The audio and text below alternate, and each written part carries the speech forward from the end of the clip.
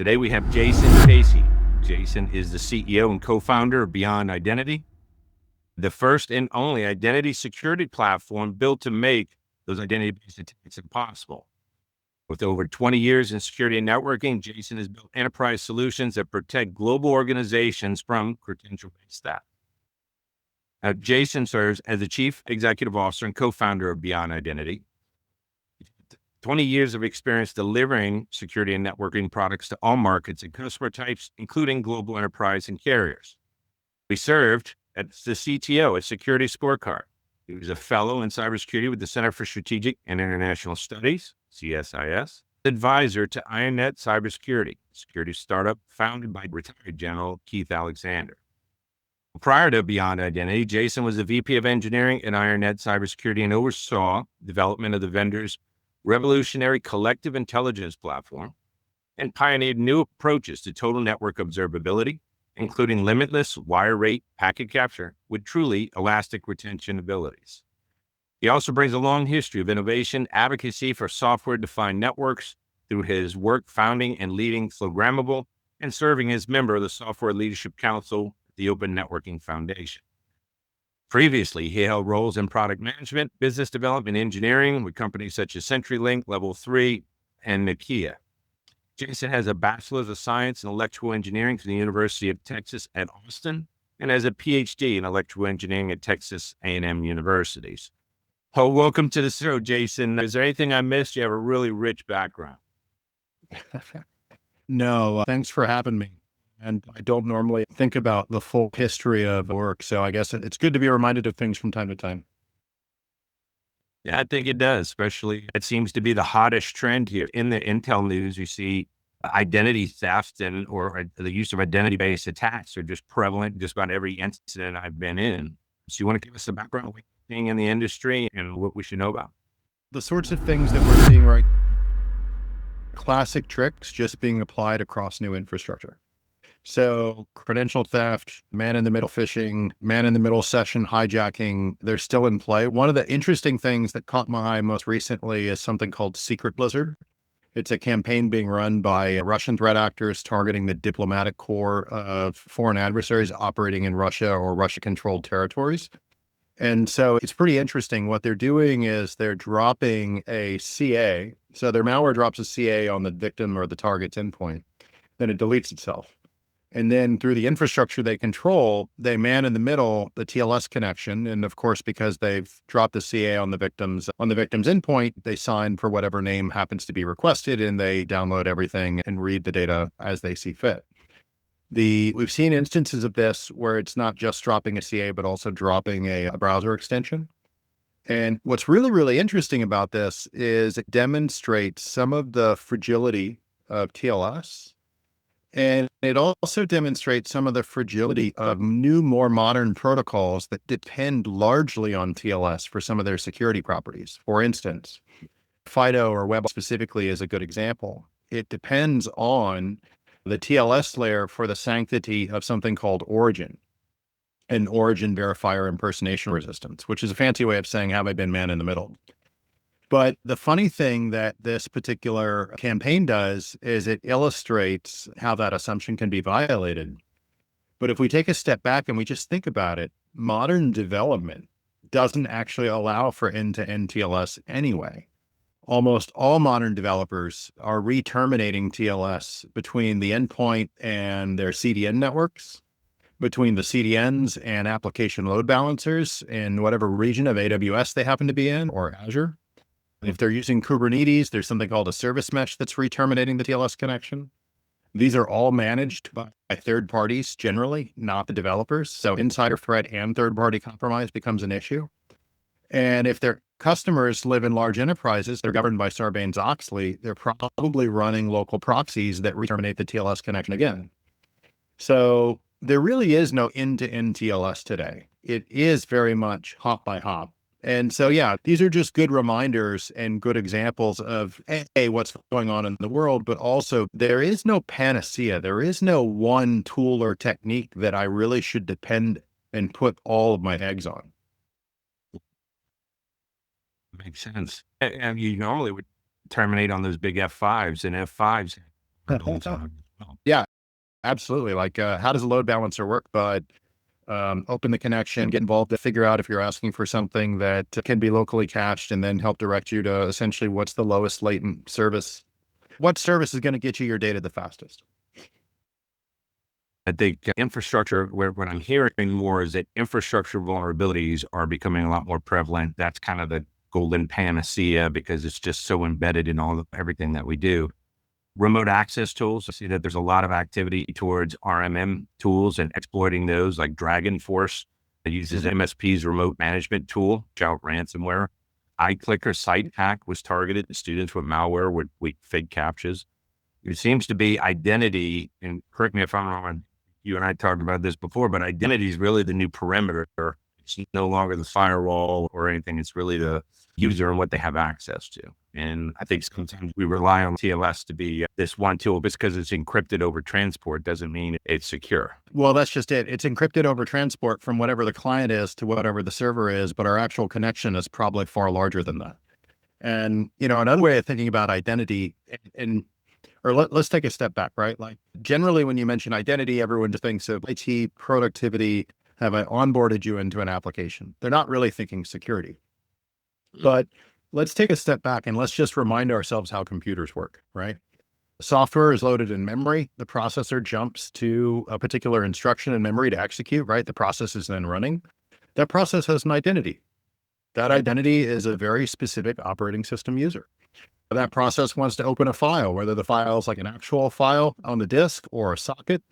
That has an identity. It wants to talk to someone across the network. That far endpoint at layer 3 has an identity, which is an IP address. Upper layers in the stack has an identity that's a server name. That server name can be attested with something like certificates. So it's funny, right? Identity is kind of like the force. It surrounds us and it binds us and it touches everything. And whether it's a human or an automated process, identity is always in play to connect some sort of service with a resource for consumption. Another way of thinking about it is when an adversary is trying to do something, they may be on a device that you have visibility on or not, right? They may be on a managed device or an unmanaged device. They may be on a device that you have EDR on or you don't have EDR on. They may have compromised your employee. They may have compromised your business partner or your customer. The only guarantee you actually have is in all of those scenarios, to get to your service or data, they have to go through your identity system. So identity is like this natural high ground. It's this natural bridge that everyone has to cross, good or bad, regardless of their situation. And so we believe identity is actually the future of security because it sees so much and because it is the natural enforcement point. Identity is the high ground that you can make real security gains with and actually move from just detection and response to prevention. That's a really good point. And it gets really complicated too with all these IAM solutions that you hear, and they're just massive projects at these banks. And just, it seems like we have been struggling with identity for a long time. And now you get into agentic AI workloads and so forth. This agent has access to data, but it doesn't really understand the personas that it responds to. There's no RBAC model in the middle of Copilot, for instance. So it gives you an answer. You ask who's getting laid off next quarter, and it tells you. It has access to the data. It doesn't know you're not an HR person and you should be given this message instead. So I see a lot of potential breaches just from that piece. It's almost like that's the next frontier for identity to be infused into at a more granular level. So the two most interesting areas of expansion we're seeing right now, one is in agents and one is in drones. And they're similar and related, right? So the drone use case was brought to us. So think about the Ukraine war. Ukrainians and Russians are both buying commodity drones from China off of Amazon. And then they're flying these for ISR purposes, intelligence, surveillance, and reconnaissance. And if you're a soldier, you're a Ukrainian, and you want to know, hey, is this drone mine or is it Russia's? It's not an easy problem to answer. And the conservative answer to that question is bring it down if I don't know. That's also not necessarily the best solution if you can do something a little bit better. So could that machine have an identity? Could that machine have an attested identity that could actually do a wireless or airlink version of that attestation? In which case I actually know who I'm dealing with. The same problem shows up with humanoid robots. And when you start looking at the agent problem that you just described, you absolutely hit the nail on the head. Like that is a real problem. Foundationally, what you really want to know is what user on what device with what security posture authorized what agent on what device with what posture with what privileges to third-party services for how long. And you want to record that as a singular identity. Almost think of it as like an agentic identity token or a transactional token that governs what's allowable for the lifetime of that transaction, right? Because remember, agents are ephemeral, right? They spin up, they answer a question, and they kill themselves because the model may be updated in the very next transaction. So you need an identity model that tracks and glues those three concepts together, that's tamper resistant, that's rooted in like kind of the determinism of hardware trust. And they're all related, and it's the same foundation. It's hardware-backed, device-bound credentials that unify device posture, device identity, and user identity, whether it's a human or not. I think it's always been the panacea, right? That you would have NAC do that, where you couldn't have network access control. You couldn't have access to a port unless you went through this health study and you had the agent on there and it confirmed your path, but it was so rudimentary and it really didn't do things right. But you're essentially saying we're to the point in technology where we can do that in a much better than we ever could before, access to resources. We precisely have customers right now running authentication where they're making decisions over user identity, device identity, and moment in time device posture. All that at the same time. So they would have to tie into the posture, whatever software was saying what the posture is or collecting those attributes or now. No. So this is actually another one of our theses, is that like real security isn't just who are you, right? It's, are you the ticketed passenger and do you have no guns, knives, or bombs? Only then are we going to allow you onto the airplane. So why, oh, why in IT do we separate device security from identity and join them traditionally at the CEO or the C level? So we feel they really are one and the same, especially if you believe in the principles of zero trust. So in our model, authentication is a cryptographic challenge that also includes device posture challenge questions. Like, tell me, hey, what hardware are you? What hardware how are you backing this key? What bootloader are you running? What kernel drivers are you running? What kernel are you running? Has it been modified? What process in this moment is asking for the authentication? What loader loaded it from what executable? Was it signed by an OEM? Is that OEM on your SFON? We wrap all of that into authentication, both initial and continuous. And we think that's really the model. And so we don't really depend on other security providers to answer those questions. We believe a next-gen authenticator, this is what we mean by identity as the future of security.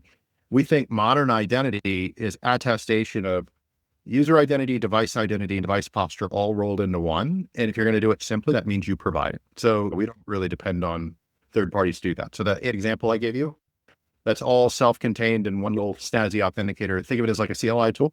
If you're a human on a laptop, it looks like a little wallet off to the side. But yeah, it's self-contained. So it's a tool that grabs identity markers from various components of the system and then uses that in your calculations or the approvals. Is that what you're saying? It's a little different than that. So all modern electronics now has some flavor of a crypto coprocessor in the family of coprocessors called a trusted execution environment. And the fanciest version of this is called TPM, Trusted Protection Module. So here's the inelegant analogy. A TPM is like a jail without a door. There are bars and you can pass things between the bars, but people in the jail, they're born in the jail and they can't leave the jail. So imagine these people are actually keys. You can construct a key pair in this jail. And the public key can kind of slide between the bars, but the private key can't because it's too big. So what you end up doing is you bring documents to the jail and you say, hey, sign this for me. And it hand the document to the jail. It will sign the document. It will hand the document back to you. So what's beautiful about this setup is that jail does not live in memory. That jail lives in a special side coprocessor. It's never in the CPU. So that key is never in memory. It can't be dumped. You can't, like, process hollowing is not going to get at it. Side channel attacks don't really work in the way that they traditionally work. Obviously, at the end of the day, there are ways, right? You can shape chip a laser, really targeted attack sort of thing. But this isn't looking for signatures. This is not a heuristic. This is a way to actually prove this is exactly the device I expect. I know for a fact it was produced from that factory in Bonn, Germany. I know it came out of this batch. And the only assumption I have to make in this entire process is that foundry that produced the chip has not been compromised by a threat actor. Otherwise, it's all proved on the fly through the protocol. This is the beauty of where we live today. These are ubiquitous. And we didn't invent these chips. They were originally invented for secure boot. That was the original reason. I want to encrypt my disk, and I only want my disk to decrypt if it's the kernel I expect, as opposed to some sort of cold boot kernel that's trying to cold boot attack my disk, right? And so the way they did that is they created an encryption key that was bound to this kind of cyclic checksum. And so the right kernel turned the checksum to the right value. And so the key was usable when the value was correct in that crypto coprocessor. But if you cold boot, the check ends up being something else. And so the TPM's like, well, hey, this register that just tracks essentially your boot process isn't valid, so I'm not going to give you the key. The mobile payment providers have since started using this hardware as well. Like mobile payments actually work in the same way. A bill is sent to that jail.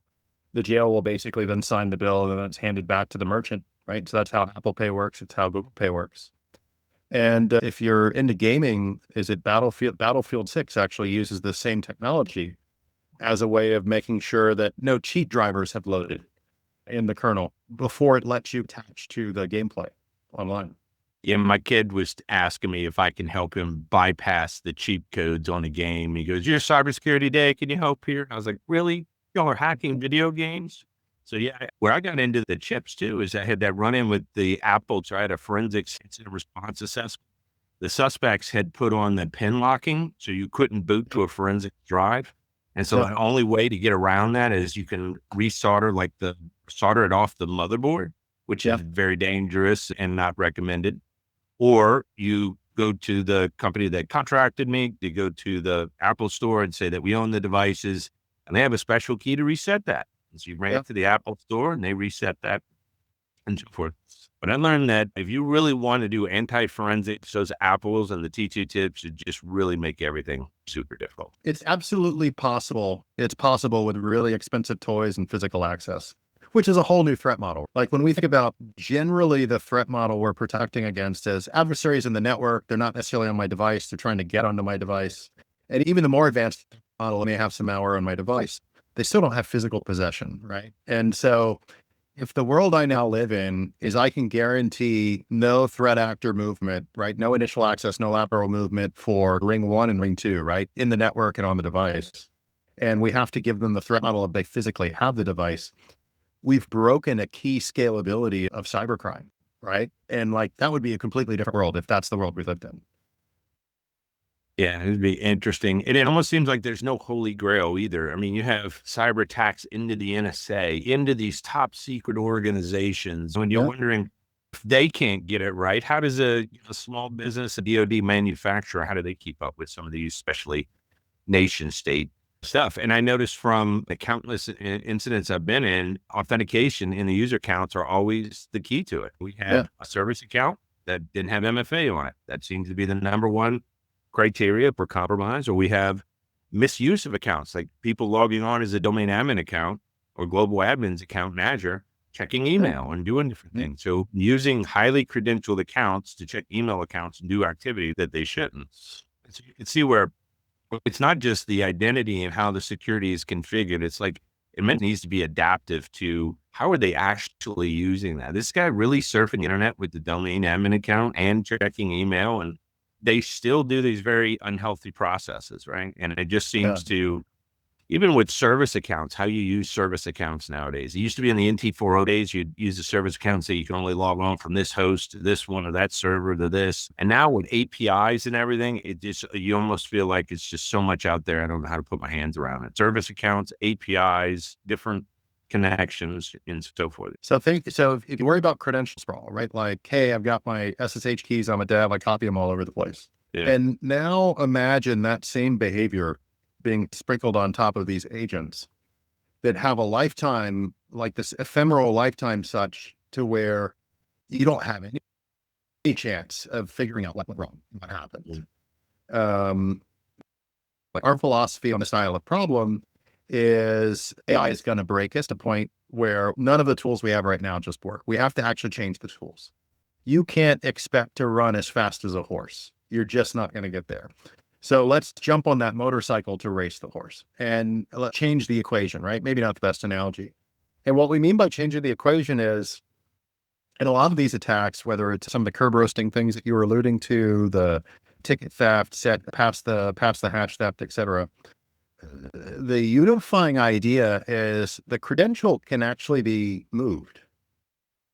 The credential can be copied to a destination and used from a new location without any sort of consequence. And the old NT admin type of stuff like this must come from this IP address. Clearly, that's a brittle administrative interface and doesn't scale very well either. But we look at it in an alternative way. What if we could live in a world where we could construct credentials that could not move? When I construct a credential in that jail, it literally can't leave that jail. So that credential by definition is only good for that machine. And it literally cannot be copied off. It cannot be stolen. It cannot be moved. It cannot be guessed.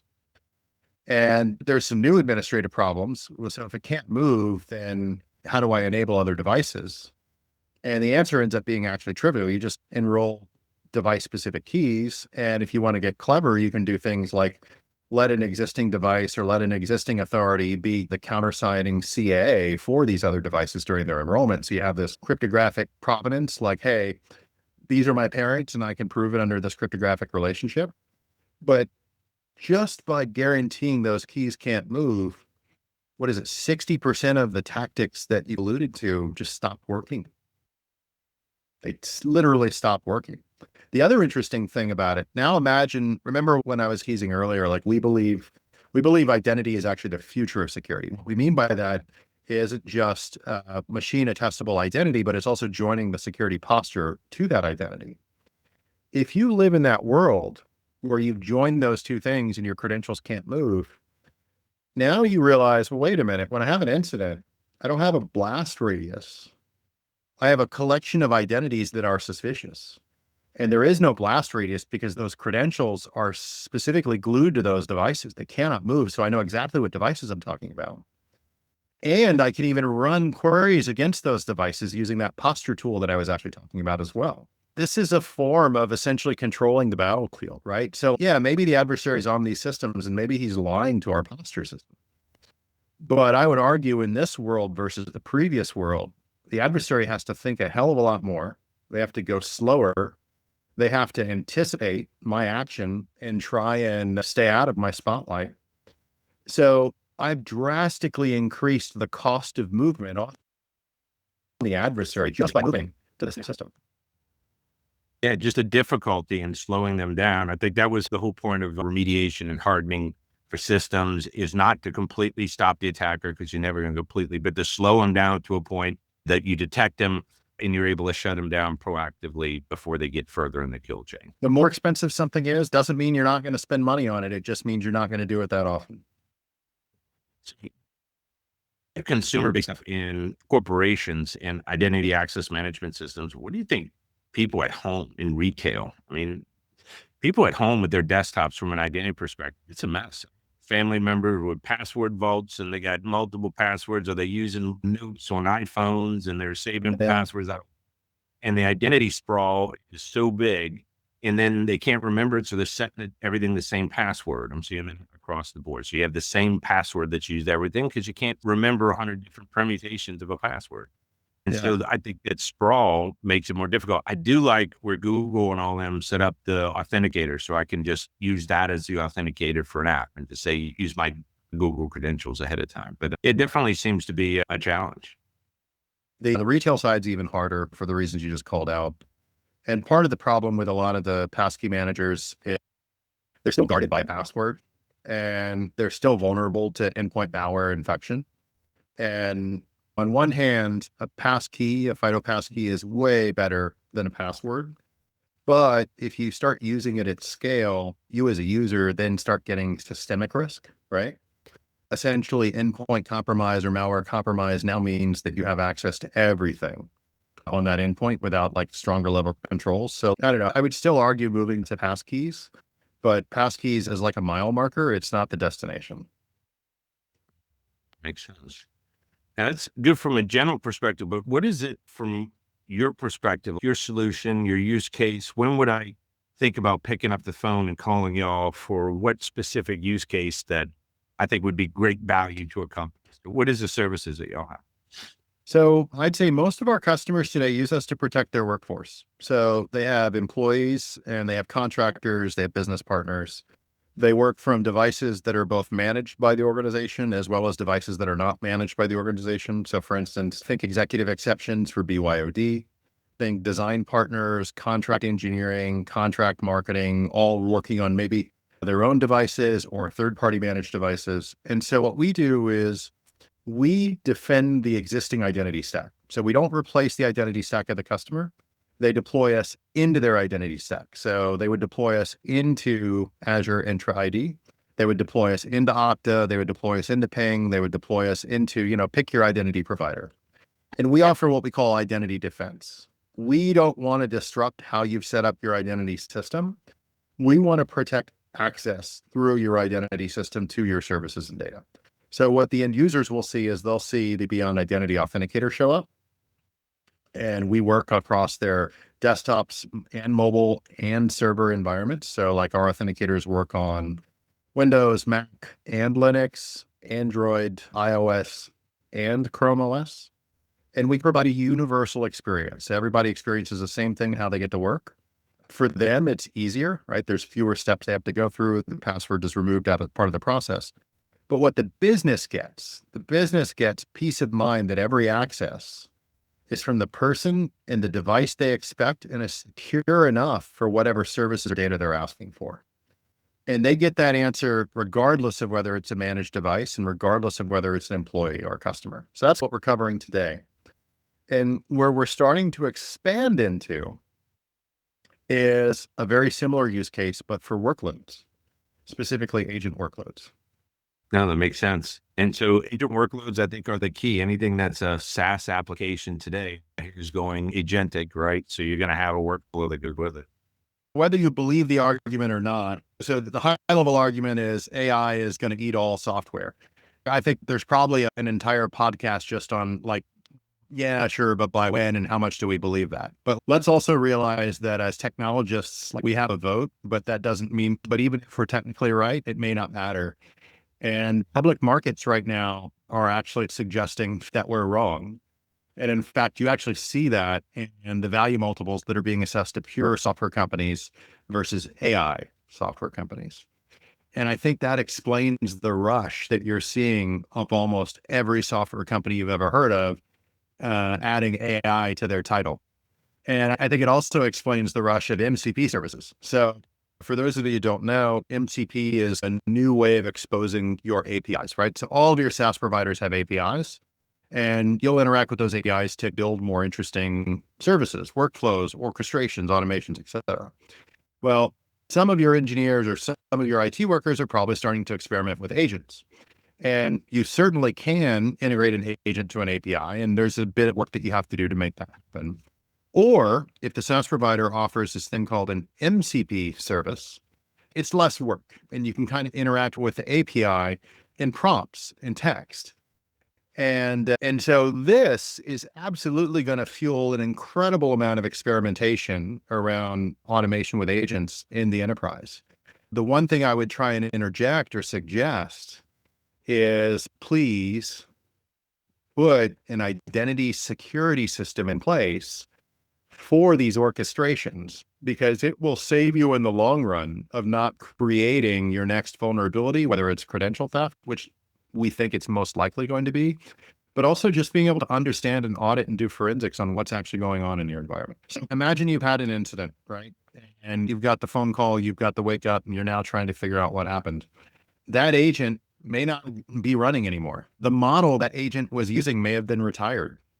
How do you know what happened, what data was fed to the agent for what particular task, what model was in use, what user or collection of users was the agent authoring on behalf of? These are the questions you're going to have to be able to reconstruct during an incident, during forensics, during troubleshooting and debugging. How are you actually going to do that? Now, let's say your business has to maintain compliance. Let's say you're a defense contractor. How are you going to produce answers to these questions to the level that CMMC says you should? How are you going to do it to the level that PCI DSS says you should? How do you know it's tamper resistant? Mhm. All great questions. Been on this real learning track and using a lot of AI tools lately. So Anthropic is one of my favorites. What I love is just the chain of thought where he can give you multiple streams of thought, tell you why it made a decision. Your chat GPTs, OpenAI, you just throw in text to it and it comes back with, a better written version of it. And then you use these multimodal ones like Gemini. And sometimes it just says, hey, I can't do that, and just bombs out on you. It's like having a bunch of smart friends, right? I know that guy was good in finance. I know that guy does computers, and I know that guy's a mechanic. You call your best friends who have that kind of knowledge and use it. But what I'm noticing is just seems to be a lot of data leakage in these AI models as business is being created. I did interviews for this chief information security officer position not too long ago, and I wanted to get some research on this university. And so I asked just Chat GPT, I used another one as well. So tell me what security tools are installed at this university. And it told me, it knew verbatim what the EDR was, it knew everything. Well, why? Because it put it out on websites as part of troubleshooting. Hey, student, you have a problem. It's Palo Alto, such and such. And so I think the ability to use OSINT, that open source intelligence, and then use it towards identity is it's going to be crazy. It's going to be pretty wild for a while. They already are AI enabled. They're looking like nothing we've ever seen before in terms of their scale. Think about it. AI is not magic, right? You have a big model. A model is given a piece of data, it chunks and it predicts a response, right? So the classic security questions that you're going to ask yourself to start with is like, what data was the model trained on? If it wasn't trained on your data, then you can relax a little bit. But then the next set of questions is, what data are you bringing to the model through like any sort of RAG interface, API, MCP, or just raw data services? And how are you actually managing, as you were saying in the beginning of the show, like RBAC across who's interacting with the model on behalf of which person and what these resources have actually been tagged with? Models don't naturally thread that information. And depending on who implemented your MCP service or how you're actually doing your integrations with APIs, that information may not be threading through either. You have to really approach this system as a systems engineer and really understand what is the role of these different actors, how do they come together, and how are you actually going to solve agent identity in the middle of it? Yeah. And what's interesting, I'm seeing them even within conference calls with clients where they're adding their agent into it. We had one meeting with three of us, but there was four agents. Some guy didn't show up, but his agent did. So now you have four agents sitting there recording. And my question always, if one transcribed and summarized, how accurate is it compared to the other ones? And did we have the right follow-up for it? And then now you have this entire thought that's captured and retained. It just seems like a big legal problem if you're able to record all the conversations you have. And why ask me a question now? Just go ask my AI agent, And I thought that was interesting when that guy blew himself up at the Trump Tower in Las Vegas. If you remember that, that was the first time I ever saw the police announce they released his chat GPT logs. Like, I've never heard police say, hey, we arrested this dude and here's his chat GPT logs. They did. They released his logs. So what it did was give more context of what he was trying to do. It wasn't Google search with just some keywords. It was actual, I want to do that. So yeah, it's just really interesting. And so what you're saying is that as we move forward with identity, it's going to get even more complicated with SaaS applications and then agentic, and just to be a real challenge.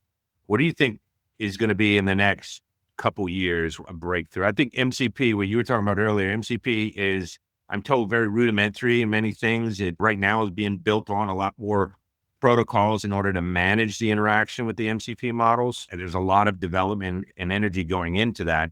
So is that where a lot of AI research is going, or is it in different areas? I know that's a big topic.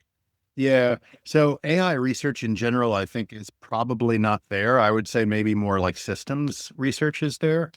Think of it like this: the amount of electricity needed to answer the question, what is 2 + 3, would blow your mind, right? These are just big models. They consume a huge amount of hardware. They consume a huge amount of energy. So a lot of the research is like, do they need to be that big? Can we shrink them? A lot of these models are large because they're trained on facts, but there's some research right now that suggests a smaller model that's just trained on reasoning and speech can actually be just as smart if you augment it just in time with a facts database. The utility goes up quite a bit. On the identity side, I think it's more of engineering than research. Actually, I think a lot of it is just the industry just catching up and understanding what it is. A lot of people have had ChatGPT conversations, but I don't think a lot of people still really understand, like, what does the orchestration of an agent actually look like? How do I refine human speech into what's the intent of this conversation? What are the actual entities in this conversation? Are they asking for an answer? Are they asking me to do something? Are they making a statement? If they're making a statement, how do I adjust my context in a way to where I don't blow it out, but I remember what they're actually talking about? If it's something else, how do I map it to either a structured query or hand it off to the right MCP services to come back? More people need to wrap their head around this particular ecosystem, I think, to really move from the experimentation, which I see a ton of, to like real production systems, which I don't think has happened just yet. Yeah, I can think the attestation piece. When I was a group information security officer at Wells Fargo, I had 27 security analysts, and I would get this paper that says this is all the security roles on the mainframe that they have access to, and it's all cryptic. I have no idea what that mainframe does. Nobody in the security department can do that either. But I do Well, see that those kind of attestations using natural language processing and using identity tied into AI models. Imagine if I'm the manager and I can just ask, what are the real permissions this guy has? And I want him to work like this guy. I can use business language to say, I want this person to look like this and do this and tell me if this happens and so forth. And then I get it notified by the agent. It'll say, hey, do you notice this guy that normally accesses these type of resources is doing this and might need this group? I would love to mhm. see that instead of email that I have to go through and they'll log on and a ticket and attest to that. I can Yeah. imagine having a conversation where my agent says, hey, do you have about 15 minutes, Josh? I'd love to talk to you. We got these attestations we have to do. We noticed this, this, and this. And I can have a chat conversation back and forth with it and get a Yep. call. That never works right. All the organizations I've been into, they don't do attestations. If they do, it's some big complicated system. And it was like, check it and let it go. Nobody went through. There was 50 groups on that mainframe. And so you're trying to even read what it does and what it's for. So hopefully your identity gets to the point where the business process of saying what you should do becomes a business process and not an IT problem. Before it was permission groups. You had read, you had write, you had change access to a file or folder.